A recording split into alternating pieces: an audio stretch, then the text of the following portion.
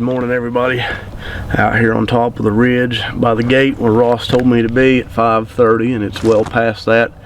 He just called, he's on his way. Here comes the truck right up over the ridge. We'll be setting up down here at gate 2 over the bank. The farmer saw some birds here yesterday morning. We're getting ready to put something together and have some fun and hopefully get a bird flopping. Morning, sweet Chuck. Hey there, sunshine. There he is, record book Mellinger. Party time.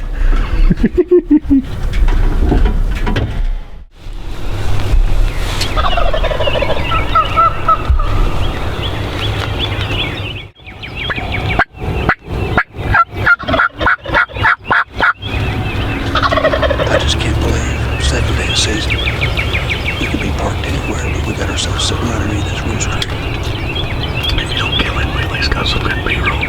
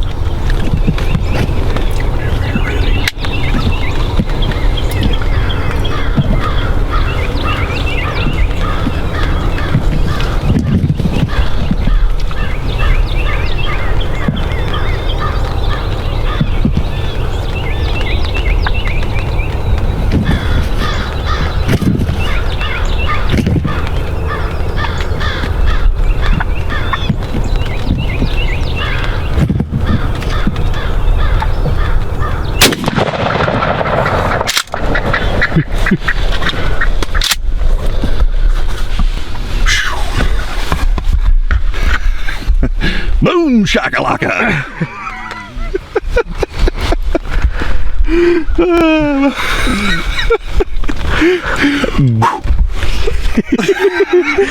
There's old Barney over there blowing the smoke off of his gun. Game over. Oh man, what a show. Yeah, he came up on that road and I was a little bit worried, and man, he got the glimpse of the top of that red head of that Jake, and oh man, here he comes. Yep. He couldn't get there fast enough. That's one surefire way to forget about the women is to throw another man in the picture. Yeah. He saw the boy toy there with the Jake decoy and he couldn't resist. No. Oh man. That was awesome. We got in here this morning and Ross was like, man, the guy that owns this farm texted me and said there were two Strutters up here on this right of way. So we got in this morning and got set up and popped up the blind, and I kind of coughed and one shot gobbled right over the bank from us. I'm like, oh gosh. And he was right on the limb, and it took a while to get him through here, but it took some patience and some good clucking and purring and getting some hens interested and being in the right spot. And I think that's the big thing right there. We had so many cotton picking hens in here with us. People get too caught up on calling to the gobblers, and a lot of times you got to call to the hens.